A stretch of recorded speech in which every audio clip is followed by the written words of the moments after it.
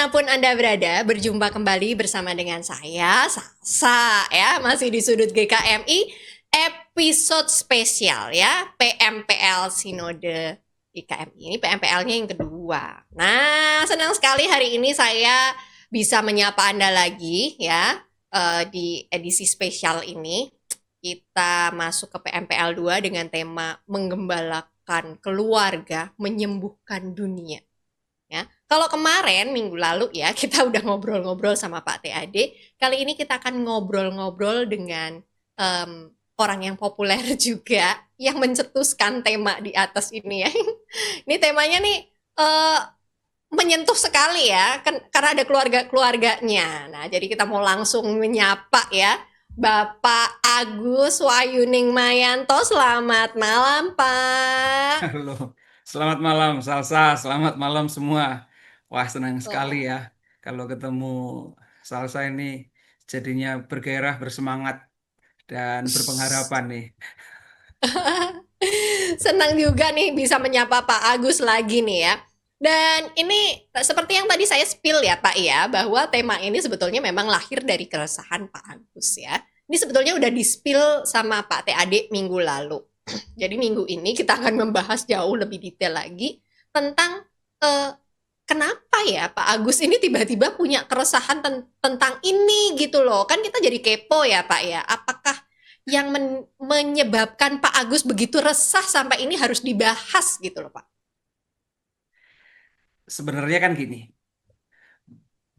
kita itu punya kecenderungan untuk terjebak, masuk ke dalam realitas yang justru jauh dari diri kita.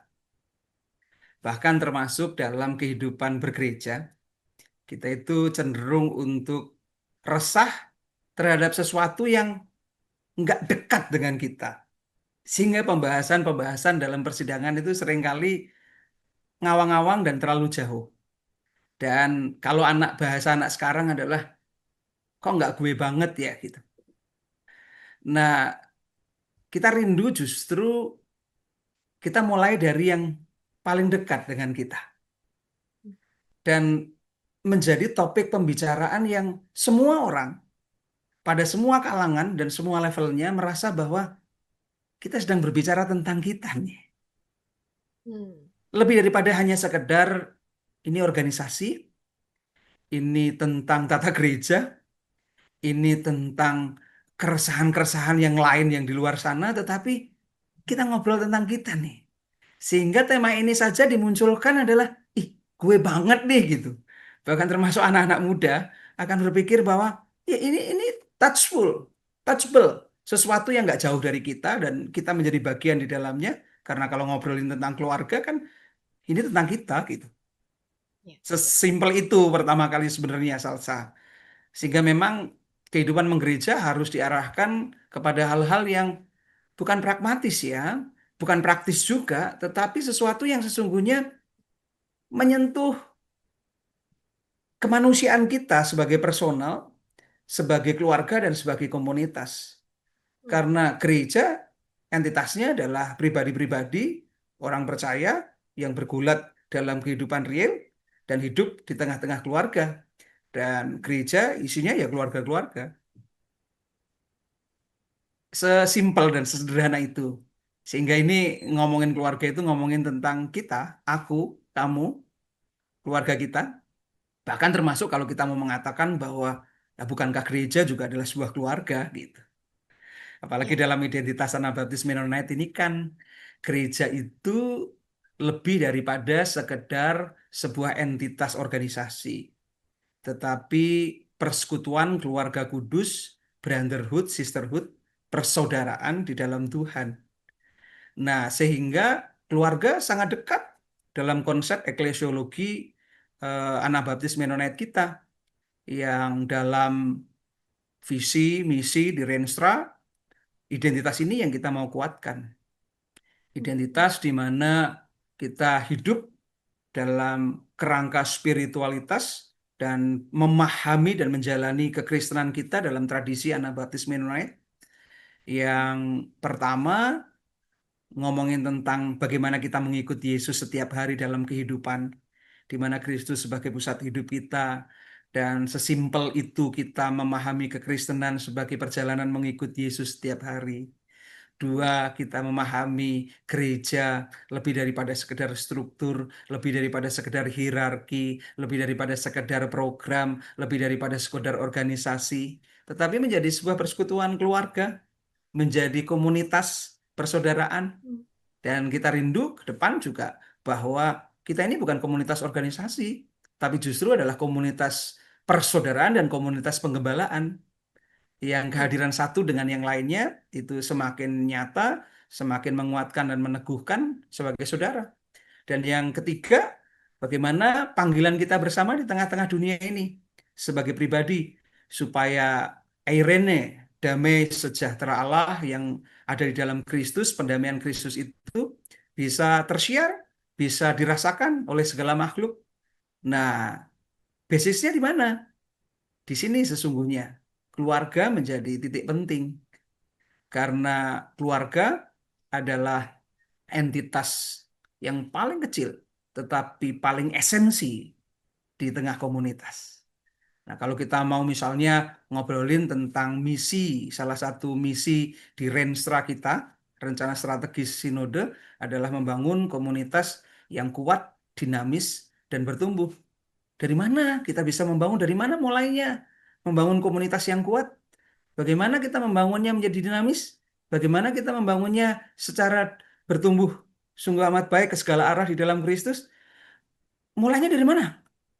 Family, keluarga, gitu. Ah. Sehingga penggembalaan keluarga itu tidak melulu dimulai dari persoalan, tetapi justru mulai dari rancangan Allah atas seluruh dunia ini, rancangan Allah yang isinya adalah sungguh amat baik dalam damai sejahteranya, itu justru dimulai dari membentuk sebuah keluarga. Dan dari Hmm. sebuah Hmm. keluarga ini justru misi Allah dikerjakan. Nah, Hmm. nanti bagian yang selanjutnya kita akan melihat bahwa bagaimana kita mengintegrasikan misi gereja dengan misi keluarga.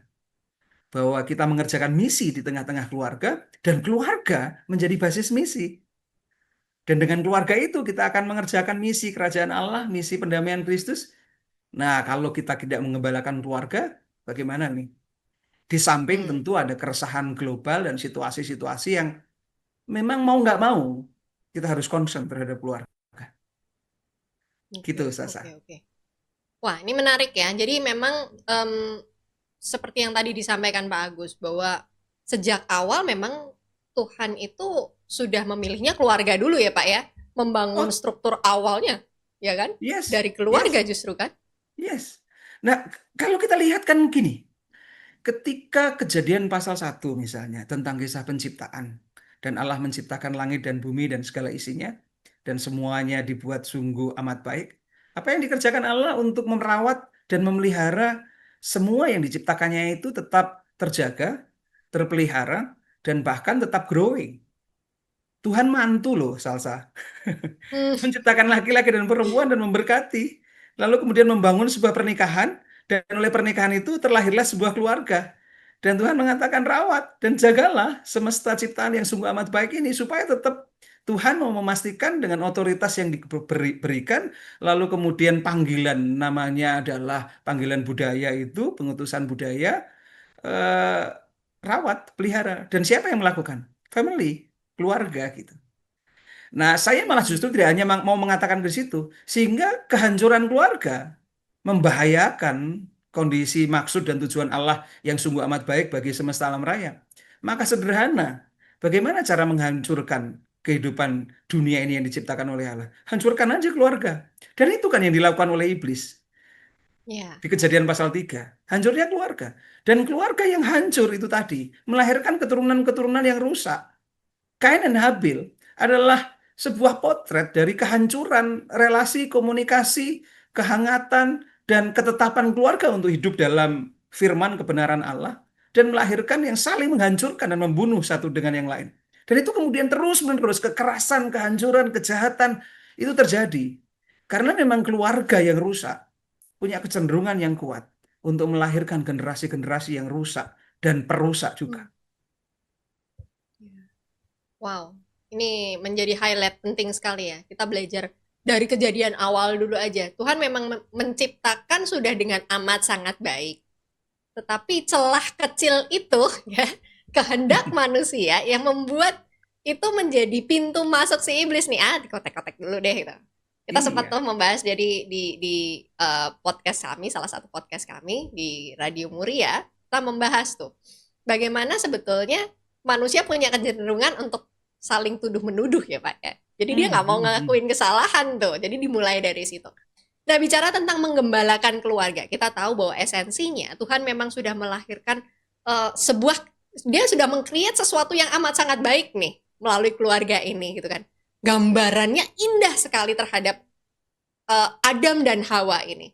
Tetapi Mhm. gambaran itu tercecer dan rusak, akhirnya lahir dari generasi-generasi yang bahkan sampai harus dimusnahkan di zaman Nuh itu ya Pak ya. Kita memahami itu dari kisah-kisah dari kitab kejadian begitu banyak detail. Akhirnya menggembalakan keluarga ini kan bukan hanya sekedar eh, kayak ngangon sapi, ngangon kambing gitu kan ya Pak ya. Tetapi kan perlu ada treatment lain nih tampaknya. Nggak kayaknya kambing dan domba nggak segitu chaosnya kalau kita menggembalakan keluarga deh Pak gitu. Nah, situasi seperti ini nih gimana nih Pak? Ini kan challenging ya, apalagi untuk Ya. para gembala nih. Ya, ini dalam gereja kita punya para gembala dan gembala-gembala ini perlu ngaso ya keluarga-keluarga ini yang sometimes kita nggak tahu nih ya, apakah dia seperti domba yang manis ataukah dia menjadi domba yang ya kadang-kadang ada nakalnya juga nih. Gimana nih? Iya, gini Salsa. Saya 27 tahun menggembalakan. Yang menarik adalah saya belum ketemu dengan persoalan yang sedemikian complicated selain kehidupan pernikahan dan keluarga. Relasi pernikahan dan kehidupan berkeluarga itu sangat complicated. Dan dalam kehidupan pelayanan, lebih daripada sekedar tentang soal administrasi, soal organisasi, soal keuangan, soal membangun peribadahan, lalu membangun kehidupan komunitas secara umum lah, entah tentang relasi, bonding, pertumbuhan iman, pengajaran gitu. Dan yang paling complicated itu ketika bersentuhan dengan yang disebut pernikahan dan keluarga. Dan itu sangat basic dalam kehidupan bergereja. Nah, demikian complicatednya kehidupan pernikahan dan keluarga itu. Dan ia adalah komunitas, komunitas gereja itu esensinya adalah keluarga-keluarga ini. Maka nggak mungkin kalau kita nggak menyentuhnya. Itu dari sisi komunitas kita sebagai gereja. Dan secara lebih luas, entitas terkecil, korporasi terkecil di tengah dunia ini adalah keluarga. Nah, yang saya hadapi nih, yang menjadi kegelisahan ini, salsa dalam kehidupan pernikahan dan keluarga. Yang pertama itu adalah relasi dan komunikasi. Nah, persoalan relasi dan komunikasi ini complicated. Laki-laki perempuan, orang tua anak, itu isu yang nggak boleh kita pinggirkan. Kalau kita bicara tentang pernikahan, kita bicara tentang keluarga, itu kita bicara tentang relasi. Dan kualitas relasi sangat ditentukan oleh komunikasi. Dan komunikasi di dalam keluarga dan membangun relasi di dalam keluarga ini persoalannya nggak sesederhana dari apa yang kita bayangkan dan pikirkan. Nantilah kapan-kapan kita ngobrolin kalau itu berkaitan dengan kita khusus ngobrolin tentang masalah pastoral pernikahan berkaitan dengan relasi dan komunikasi. Tapi ini persoalan. Apalagi hari ini yang seperti kamu bilang tadi di awal. Loh ini gap intergenerasi ini luar biasa luar biasa besarnya. Saya sendiri tidak terlalu mudah untuk bisa ngobrol dengan anak saya misalnya karena gap generasinya kalau tidak punya ketulusan dan tidak punya niat untuk belajar dan mau mendengar. Dan akhir-akhir ini saya justru mendapatkan dalam tanda kutip permintaan untuk ngobrolin persoalan-persoalan tentang keluarga, dan salah satunya adalah bagaimana orang tua bisa ngobrol dengan anaknya dan anak bisa ngobrol, bisa membangun frekuensi yang bisa saling paham satu dengan yang lainnya. Dulu misalnya memang komunikasi suami istri itu masih menjadi persoalan yang favorit untuk dibicarakan. Walaupun sampai hari ini tetap saja bahwa kalau bicara tentang keluarga itu masih ngobrolin tentang hal itu, relasi suami istri. Tapi sekarang ditambahkan relasi, komunikasi orang tua dan anak. Sangat complicated. Bahasanya berbeda, cara komunikasinya berbeda, dan berbagai warnanya. Dan ini persoalan yang nggak mudah. Itu persoalan baru pertama. Dan yang kedua, kita ngomongin tentang warna generasi hari ini. Bagaimana luka, bagaimana trauma, bagaimana kesehatan mental, dan isu tentang kesehatan mental berkaitan dengan generasi hari ini. Itu menjadi isu yang nggak bisa dipinggirkan karena justru menjadi main problem. Salah satu masalah utama di dalam gereja, dalam keluarga adalah ini nih generasi hari ini. Dan generasi hari ini dengan warnanya sendiri, isu kesehatan mental mereka nggak mudah untuk kita hadapi. Dan benar, banyak gereja menjadi gagap dengan situasi ini. Karena tidak menganggap bahwa keluarga menjadi bagian penting dalam kehidupan penggembalaan. Isu tentang generasi hari ini, bagaimana mereka kita mendekati generasi hari ini, nggak menjadi penting. Bagaimana isu relasi dan komunikasi di dalam keluarga dengan berbagai isu-isu di dalamnya dan dinamika di dalamnya nggak terlalu penting. Seringkali kalau kita ngomongin tentang gereja, lalu kita ngomongin tentang gebyarnya gereja. Kita ngomongin tentang kemenarikan gereja. Padahal tidak menyentuh kepada sisi-sisi yang esensial, yaitu personal dan keluarga. Dan uniknya Salsa, hampir tidak terlalu menarik gereja yang justru menempatkan keluarga itu menjadi mendapatkan porsi yang istimewa sebagai tujuan pelayanan gereja. Enggak terlalu favorit. Yang favorit adalah Yes. bagaimana menjadi gereja yang indah secara musik, secara entertain, yang khotbahnya sangat populer, yang pelayanan medianya maju pesat. Tetapi jarang bukan? Ada gereja-gereja yang justru berpikir, yuk kita ngomongin tentang keluarga, yuk kita concern terhadap keluarga, yuk kita concern terhadap relasi-relasi internal di dalam keluarga, yuk kita ngomongin tentang bagaimana komunikasi yang sehat, yuk ngobrolin tentang relasi yang nggak toksik tetapi yang menumbuhkan, yuk kita concern bagaimana relasi orang tua dan anak yang hangat di masa sekarang ini, yuk bagaimana bisa membangun jembatan di antara anak dan orang tuanya di tengah kegap generasi yang parahnya kayak gini. Yuk kita ngomongin kesehatan mental suami, yuk kita ngomongin kesehatan mental ibu-ibu, perempuan-perempuan, istri-istri, yuk kita ngomongin kesehatan mental anak-anak kita. Hampir tidak menjadi favorit bagi gereja hari ini karena lebih senang menjadi gereja yang glamor. Tetapi sesungguhnya tidak menyentuh secara prinsip dan mendasar tentang kehidupan yang sesungguhnya. Padahal gereja hadir untuk menyentuh manusia yang dikasih Allah, dunia yang dikasih Allah, dan keluarga-keluarga yang remuk redam. Tetapi Allah rindu untuk memulihkannya. Ya, betul. Ini fenomena yang cukup mengerikan. Em, karena memang pada akhirnya seperti yang tadi kita bahas di awal, keluarga menjadi pusat dan inti. Ini adalah organisasi pertama. Tuhan tidak membuat gereja, Tuhan justru membuat keluarga Yes. terlebih dahulu. Dan sayangnya memang pilihan menjadi gereja yang berpusat pada keluarga ini bukan menjadi pilihan yang favorit. Justru sekarang ya saya melihatnya ya Pak ya, anak-anak muda ini malah justru mencari rasa aman itu pada apa yang gegap gempita di luar itu Pak. Jadi kayak cuman cangkangnya aja. Tetapi rasa aman yang sesungguhnya yang seharusnya didapatkan di dalam keluarga itu, yang dia bisa open anything di dalam keluarga itu tidak mereka dapatkan.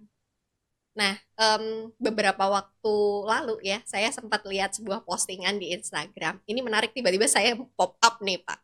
Jadi postingan ini Hmm. merupakan sebuah data dari sebuah gereja. Beliau di gereja ini melakukan sebuah survei, kemudian survei ini cukup menarik.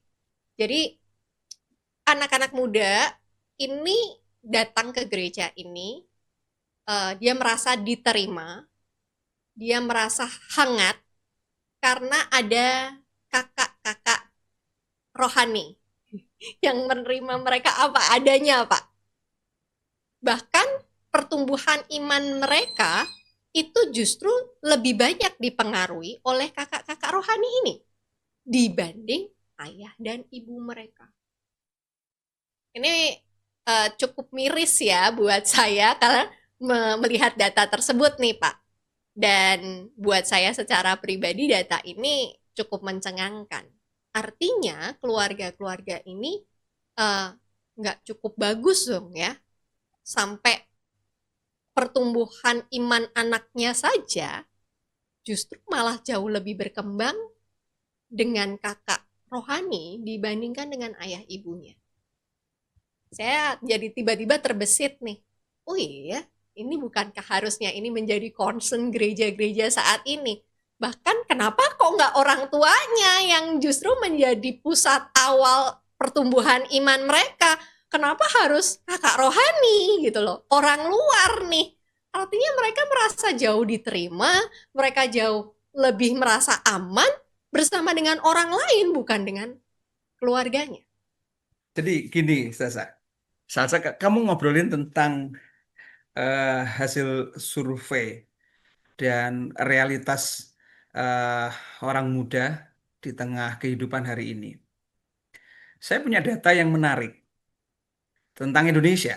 Nggak usah jauh-jauh lah, karena seringkali kita ngomongin research itu selalu ngomongin di Amerika yang memang risetnya sangat kuat.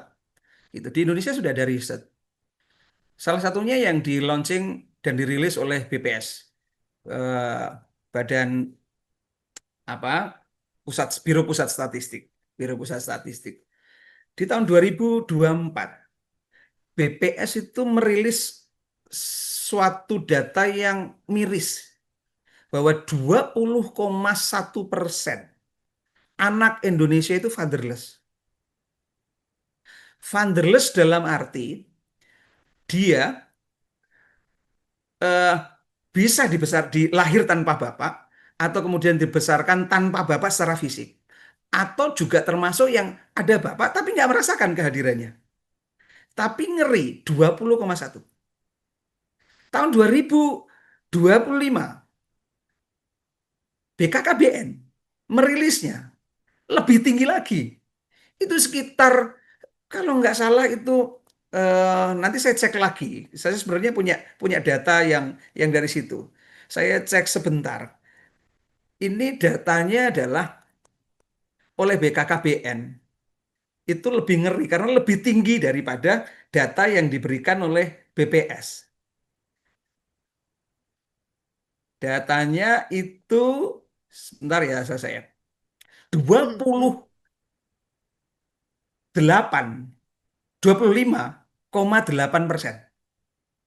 Itu tahun 2025. Kalau tahun 2024 BPS hanya 20,1, maka BKKBN tahun 2025 itu 25,8%. Naik 5% Itu ya. fatherless. Dan di mana anak-anak kita hari ini mendapatkan patron? Kata patron itu kan dari kata pater. Pater itu kan father. Kalau dia nggak punya patron, contoh teladan, dahsyatnya kayak apa?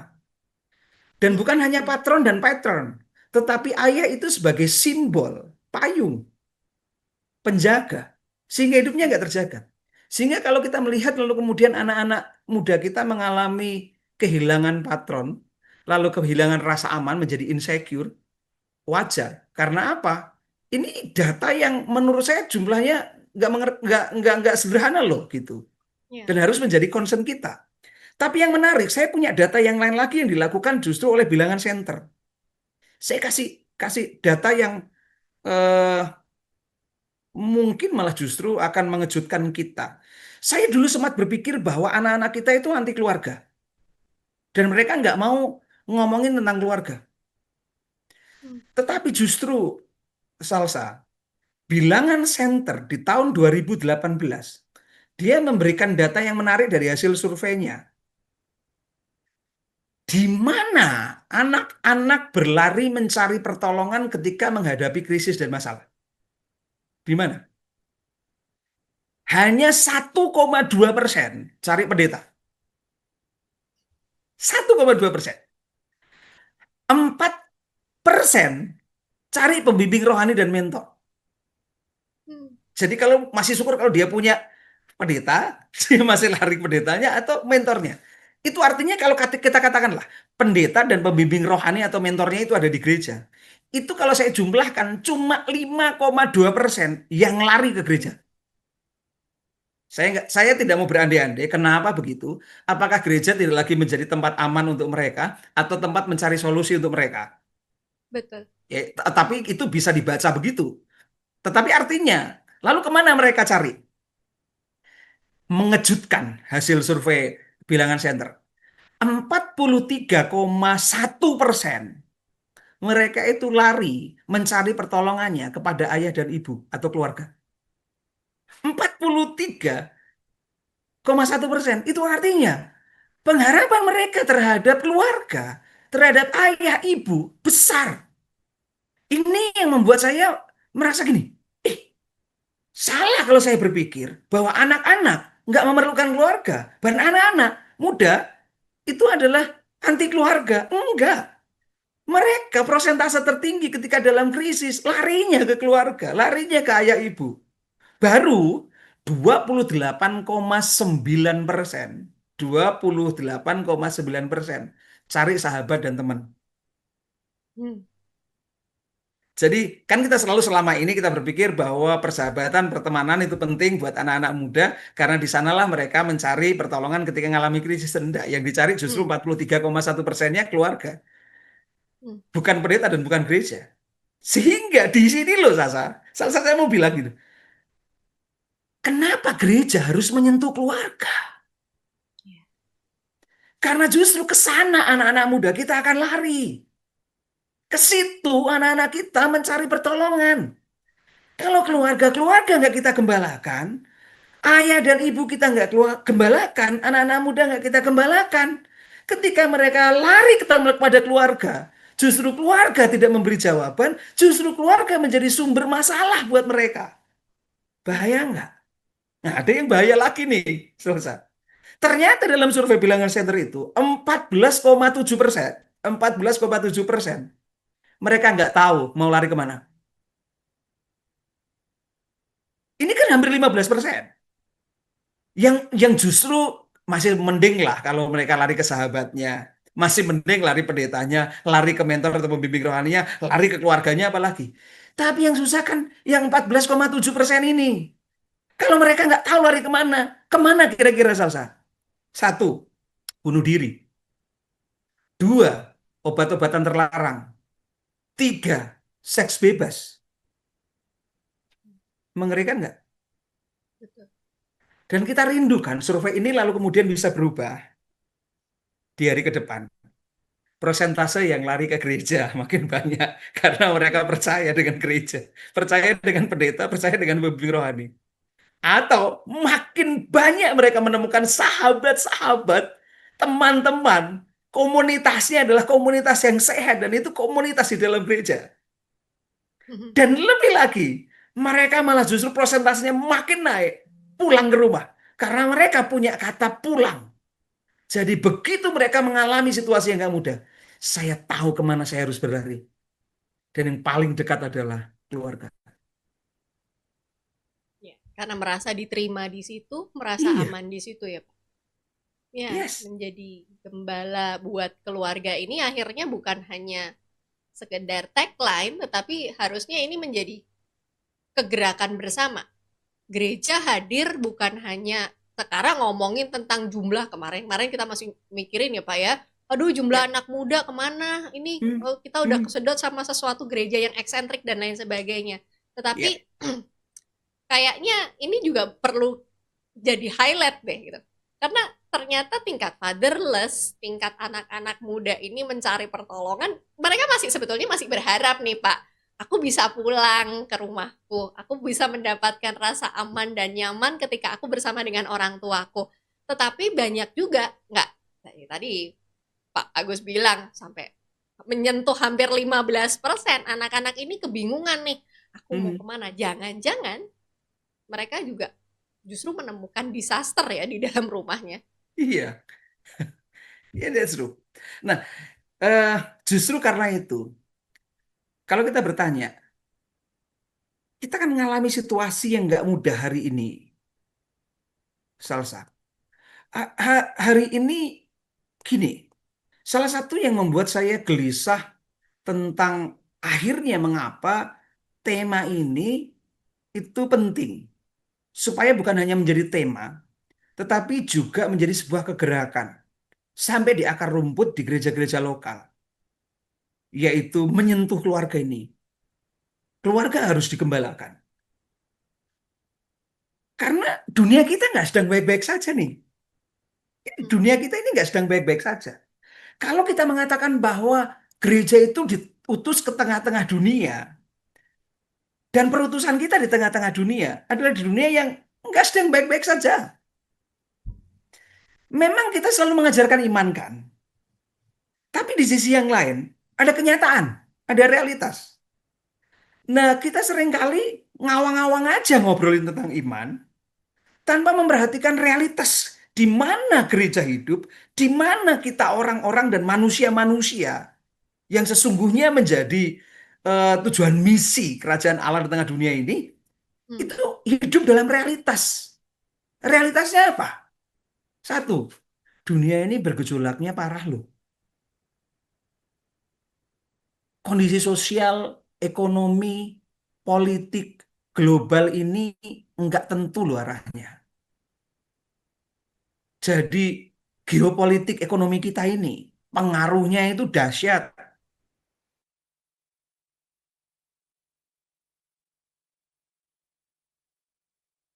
Yang terjadi di dunia ini itu dampaknya sampai di akar rumput dan itu parah. Mereka ngomongin juga dan kalau kita melihat survei-survei, ini galaunya semua orang ini belum pernah ngalami yang disebut sebagai anxiety era, era kegelisahan atau galaunya ini berjemaah. Dan jangan berpikir ini kegalauan dunia, ini kegalauan semua manusia, semua generasi, dan isinya orang-orang di dalam gereja adalah orang-orang yang nggak kalis eng sambikolo, tetapi orang-orang yang berpijak di tengah dunia dan era kegelisahan yang sangat pekat ini. Dan itu dampaknya terhadap kondisi keluarga yang rapuh dan retak. Jadi kalau ngomongin tentang kerapuhan dan keretakan keluarga, udah deh. Lembaga survei manapun, di negara manapun, kita akan ngomong hal yang sama tentang situasi parahnya keluarga. Dan kalau keluarga-keluarga rapuh dan retak, efeknya kemana, Salsa? Efeknya pasti ke gereja. Sehingga gereja itu adalah komunitas yang terluka nih. Komunitas yang luka nih kita ini gitu. Cuma kita itu kalau kemudian berbicara tentang gereja, berbicara tentang panggilan misi, kita bicara tentang yang lain, kita nggak pernah mau berani untuk menyentuh realitas ini. Realitas generasi yang galau berjemaah, realitas keluarga yang rapuh dan retak, realitas gereja yang penuh dengan luka ini. Padahal iman itu sedang berbenturan dengan realitas sini. Lalu pertanyaannya gini, bagaimana pengembalaan kita? Bagaimana pengharapan di dalam Tuhan itu justru dihadirkan dalam situasi ini? Bagaimana kasih Kristus itu sungguh-sungguh nyata di tengah-tengah dunia yang tidak sedang baik-baik saja ini? Sehingga kita kan bertanya, aduh kita pusing kalau melihat situasi ini lalu mulainya dari mana? Keluarga. Wah, ini penting banget nih ya. Jadi Iya. kadang kita terlalu sibuk ya Pak ya. Aduh, ekonomi global begini begini begini. Jadi orang-orang tuh mikirnya udah yang gede-gede banget gitu Pak. Mm-mm. Padahal dia nggak menyadari efek yang paling besar diterima justru bukan kepada person by person karena ekonominya gonjang-ganjing doang, tetapi internal di dalam keluarga gitu kan. Kecemasan orang tua akan nular ke anaknya kan ya. Nggak mungkin enggak kan Pasti, ya. pasti. Atau justru itu yang terbaca. Jadi kayak ya ujung-ujungnya kayak Pak Agus Mayanto bilang dong, nanti anak-anak ini akan jadi generasi galau, isunya galau mulu gitu kan ya. Hmm.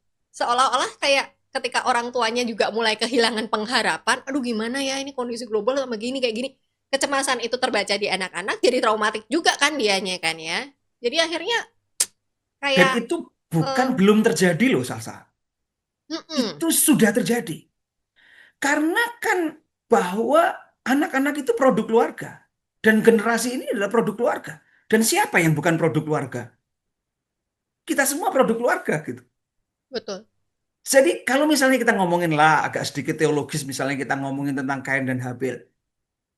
Kan nggak muncul tiba-tiba Kain membunuh adiknya. Bahkan ketika Tuhan bertanya kepadanya, "Hai Kain, di manakah adikmu?"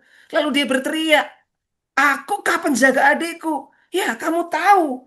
Memang di dalam keluarga, kita harus saling menjadi penjaga. Dan kamu tahu, justru kamu yang harusnya menjaga adikmu. Malah adikmu yang harusnya kamu jaga dan pastikan keselamatannya. Kamu bunuh sendiri loh dengan kekerasan.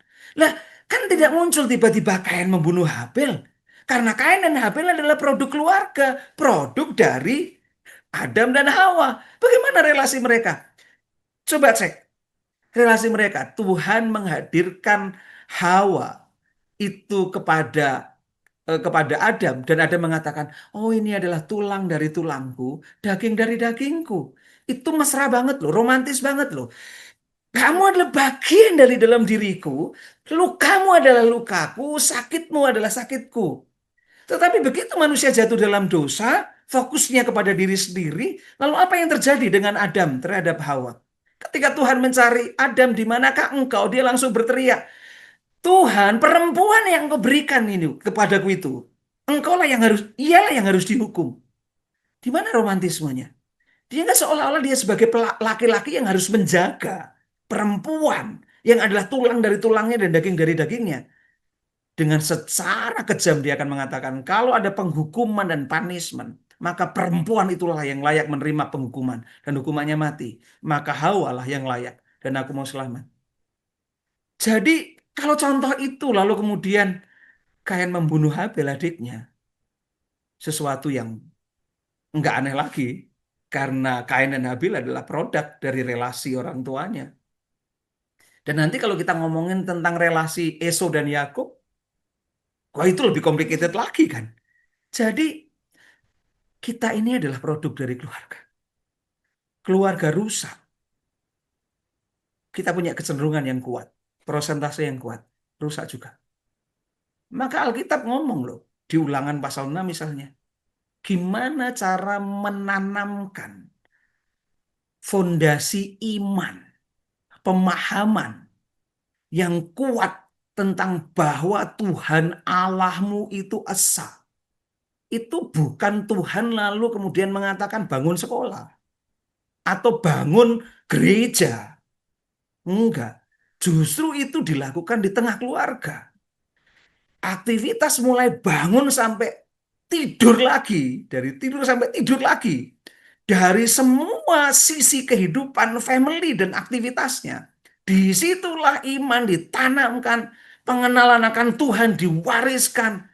Diperkenalkan. Itu keluarga. Jadi keluarga adalah basis pertama. Mengenalkan tentang iman. Karena iman itu melahirkan nilai. Dan nilai-nilai itu melahirkan karakter dan cara hidup. Saya itu selalu ngomong gini, Salsa. Corporate culture atau budaya corporate atau budaya komunitas.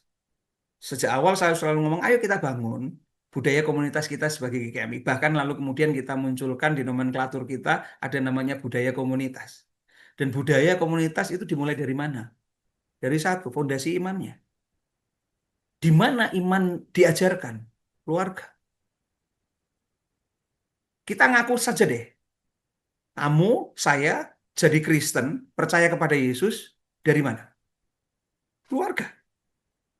Hanya berapa persen yang menjadi Kristen yang bukan dari keluarganya. Dan kita bersyukur menjadi orang percaya karena mewarisi iman keluarga. Dan Timotius disebut oleh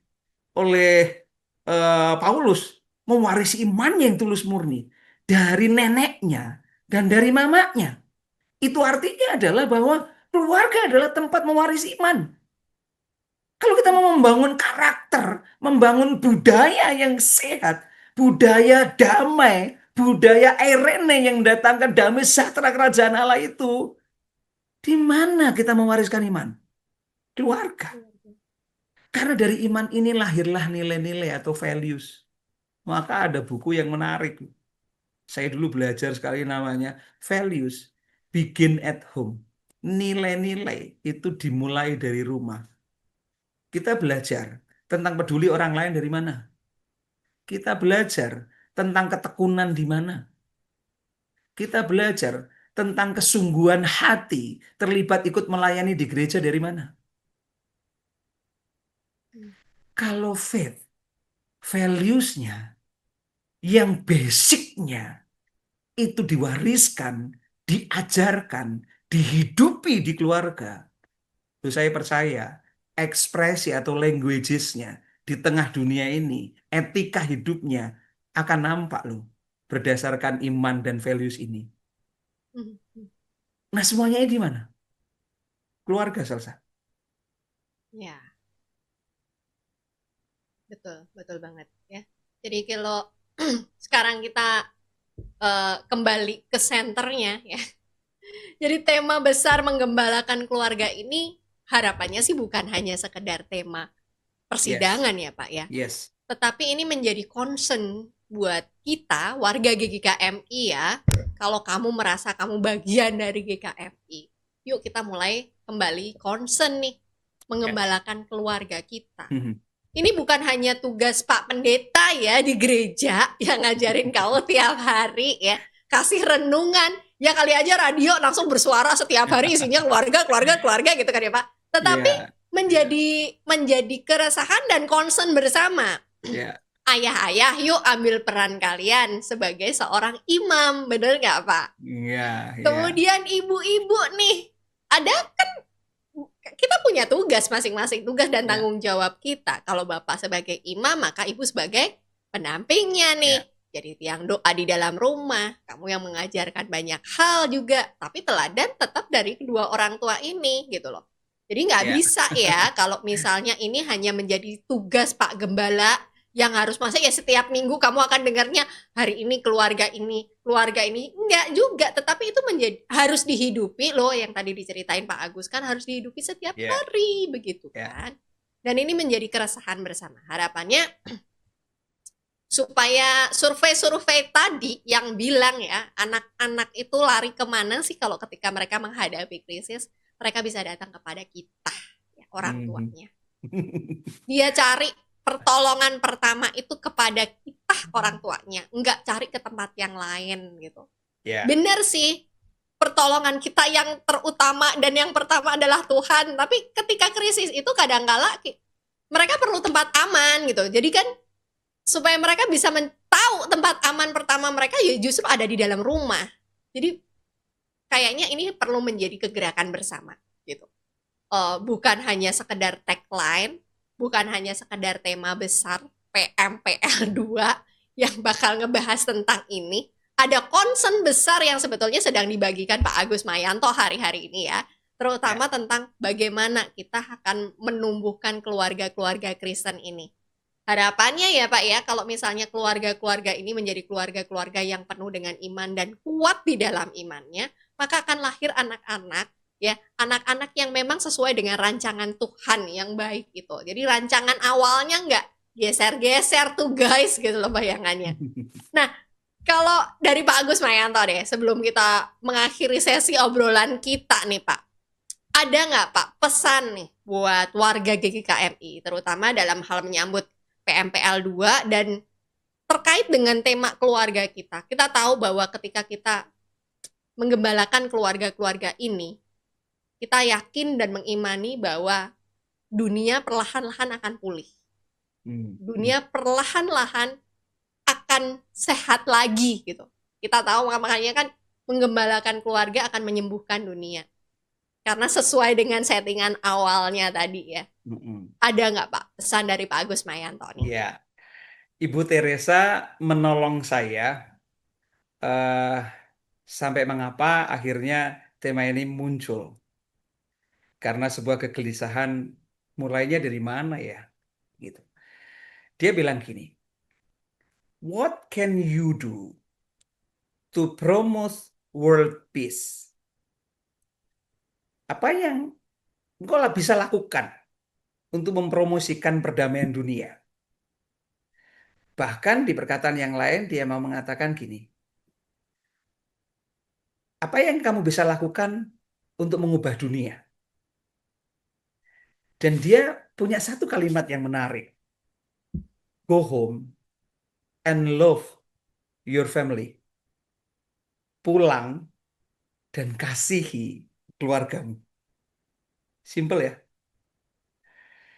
Jadi ini menolong kita untuk melihat.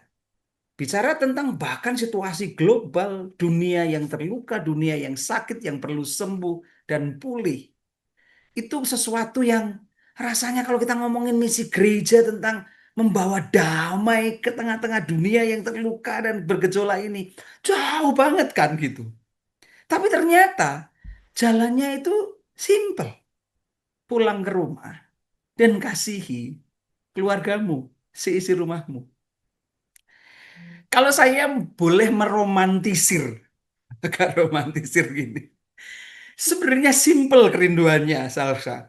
Saya pengen semua jemaat GKMI kangen rumah, kangen rumah. Jadi saya rindu siapapun itu, baik seperti saya sebagai sebagai seorang pendeta gembala, baik siapapun juga dia generasi apapun, orang tua, opa, oma, papa, mama, bapak, ibu, anak, bahkan cucu, itu punya kangen akan rumah. Rumahnya masing-masing. Takut kalau kita nggak punya kangen dan nggak punya kata pulang. Kalau orang kangen, dia akan mencari jalan pulang. Gitu kan? Nah, saya rindu nih. Semua jemaat GKMI kangen rumahnya masing-masing. Sehingga kita semua pulang. Nah, ini yang saya sebut bahwa ayo kita mulai concern. Mungkin ini adalah pekerjaan yang nggak pernah selesai. Membangun rumah, membangun keluarga, mengasihi seisi rumah kita. Siapapun itu. Supaya menjadi tempat pulang yang aman, yang nyaman. Menjadi tempat tinggal yang dimana iman itu diwariskan. Dan growing bersama dalam iman, dalam pengenalan akan Tuhan, dalam cinta kasih. Pasti akan berefek terhadap komunitas yang lebih luas. Pasti akan berefek di marketplace. Di tengah-tengah dunia di mana kita dipanggil, diutus untuk berkarya. Menjadi apapun dan menjadi siapapun kita. Simpel itu. Dulu saya sempat pesimis. Apakah dunia kita akan menjadi lebih baik? Nggak mungkin rasanya. Iya, kalau kita mulainya memang dari hal besar yang nggak terjangkau. Tetapi kalau kita mulai dari dunia kecil, yang namanya keluarga, yang di mana Tuhan sudah memulainya dalam kasih anugerahnya, dan Tuhan akan terus bekerja lewat keluarga, dan membangun keluarga-keluarga Allah, dan melahirkan generasi-generasi keturunan-keturunan ilahi, yang pasti akan berkarya di tengah-tengah dunia membawa kerajaan Allah ini dan damai sejahtera Kristus yang melampaui segala akal itu bisa dirasakan. Bukan sesuatu yang mustahil. Karena ternyata yang seperti saya sebut tadi, survei itu membuktikan generasi hari ini nggak anti keluarga, tetapi justru mereka kangen keluarga, kangen rumah. Saya beberapa kali menyitir. Tahun 2022 saya menonton film Kukira Kau Rumah yang dibuat oleh anak-anak remaja. Dia berharap keluarga itu adalah sungguh-sungguh rumah. Tempat yang bisa menerima mereka apa adanya. Tempat yang bisa menerima mereka untuk mengasihi dengan tulus. Tempat yang bisa mengerti dan memahami itu. Dan ternyata, kukira kau rumah dan nggak rumah. Saya nonton di tahun 2024, 2025. Anak-anak muda membuat film. Dan film misalnya eh, satu kakak tujuh keponakan. Ngomongin tentang keluarga loh. Perayaan mati rasa. Ngomongin tentang keluarga. Bahkan ketika kita ngomongin tentang film yang viral sekali tentang eh, apa namanya? Kala nanti bagaikan datang, Jumbo, jumbo, langit jumbo. akan buat kau goyah. Jumbo, yang lagunya membuat banyak orang menangis. Kerinduan tentang keluarga lu itu. Hah, ini semua orang kangen rumah. Oleh karena itu, ini saatnya gereja bergerak ke arah sana. Bagaimana kita menyembuhkan dunia yang terluka? Ayo kita gembalakan keluarga. Dan mulai ini hari ini bukan sekedar menjadi tema persidangan MPK, tetapi ini menjadi concern bersama dengan kerinduan yang sederhana. Semua orang GKMI kangen rumahnya dan dia tahu kemana dia harus pulang. Bahkan ketika krisis tiba dan setiap orang di dalamnya menjadi mengerti menjadi papa yang seperti apa, menjadi mama yang seperti apa, menjadi orang tua yang seperti apa, dan bahkan menjadi anak yang seperti apa. Sesimpel itu. Wow. Wah, ini membuat saya jadi kangen mau pulang, Pak. Saya Iya. jadi rindu anak-anak saya gitu kan ya. Jadi, wow, ini luar biasa sekali. Saya meyakini bahwa persidangan PMPL 2 ini bukan hanya sekedar persidangan yang biasa. Seperti yang biasanya dilakukan.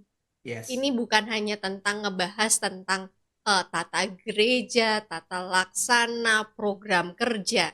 Tetapi kita juga mau concern nih sama apa yang terjadi sama dunia ini dan Hmm. bagaimana di antara dunia yang tidak pasti ini kita masih punya sebuah kepastian. Yes. Kemana kita mau pulang, di mana kita bisa bertumbuh, di mana kita saling dapat support dan gereja baik untuk hadir untuk menggembalakan keluarga-keluarga ini. Hmm. Hmm. Organisasi pertama yang memang Tuhan sediakan, yang Tuhan memang create dan ciptakan dengan amat sangat baik. Nah, ini pesan yang luar biasa sekali dan saya sangat berharap sekali bahwa kekasih mulia warga GKKMI dimanapun Anda berada, mari sama-sama kita dukung PMPL 2 Sinode GKMI ini yang akan kita laksanakan tanggal 8 sampai tanggal 10 September nanti, supaya ini boleh berjalan bukan hanya lancar, oh ya yang penting sidangnya bagus, semua boleh tercapai kesepakatan, no. Tetapi ada misi besar yang tadi disampaikan Pak Agus Mayanto. Pesan ini dikirimkan oleh sinode kepada kita semua supaya mulai hari ini, yuk keluarga-keluarga bertumbuh yuk, supaya kita tahu melalui keluarga-keluarga ini kita bisa mengubah dunia menjadi lebih sehat. Dunia ini bisa pulih. Dunia ini yang kemarin kita masih berpikir kayaknya nggak berpengharapan. Ada pengharapan. Keluarga-keluarga Kristen menjadi sumbunya. Yuk, warga GKMI, kita dukung sama-sama PMPL ini dan mari bertumbuh bersama. Jadikan rumah kita, keluarga kita adalah keluarga yang dirindukan. Luar biasa ya. Senang banget loh bisa ngobrol sama Pak Agus Mayanto hari ini dengan Wah, saya message-nya juga yang luar seneng nih. biasa. Bayangin nih Touchable kalau loh, semua Pak. orang lalu kemudian kangen rumahnya dan cepat-cepat pulang untuk Hmm, mengasihi seisi rumahnya. Saya iya, percaya bahwa touchable banget. ya akan berubah dunia ini. Wow, luar biasa. Terima kasih ya Pak ya sudah bersharing bersama dengan kami Radio Muria dan pastinya ini akan menjadi pesan yang membangkitkan gairah dan semangat Amin. kita Amin. ya Thank you supaya ini Salsa juga dan bisa. Radio Muria ya yang selalu menjadi Terima partner kasih. strategis Sinode GKMI. Hal-hal seperti ini, Terima kasih. rindu ini justru bisa sampai ke grassroots ya. Supaya kita menggereja pun bukan hanya ngawang-ngawang. Dan kalau ini terus bisa ya terus terjadi gitu. Dan saya berharap juga Salsa Radio Muria concern terhadap keluarga. Sehingga kita ngobrolin banyak hal tentang keluarga. Pastinya dong Pak, pastinya. Kita akan dukung terus ya program-program sinode, terutama kalau udah berkaitan sama keluarga. Nih, kita lagi concern juga nih, Radio Muria lagi banyak banget ngobrolin tentang keluarga as a family, partner, relationship. parenting, lagi banyak banget nih Pak Wah, isu-isu tentang itu yang lagi kita boleh banyak kita juga. ngobrol lagi kalau gitu ya. Kapan-kapan saya diundang dong ngobrol. Boleh dong Pak, nanti kita akan tentuin jadwalnya lagi ya. Yes. Pastinya akan menarik sekali dan Kekasih Muria dan warga GKMI, terima kasih sudah menyaksikan Sudut GKMI malam hari ini. Dan saya berharap sekali pesannya nyampe ya. Ini bukan hanya sekedar pesan pastoral, bukan hanya sekedar obrolan biasa, tetapi ini adalah kegerakan hati kita ya, supaya kita tuh pengen ya rumah tangga keluarga-keluarga ini menjadi keluarga-keluarga yang dirindukan pastinya dan jadi berkat buat sesama. Terima kasih sudah menyaksikan kita hari ini. Sampai ketemu lagi minggu depan. Jangan lupa episode spesialnya masih berjalan ya. Sampai nanti kita PMPL. Ikutin terus Sudut GKMI. Sampai ketemu lagi minggu depan. Bye bye. Ya, God bless dan berkati semua ya.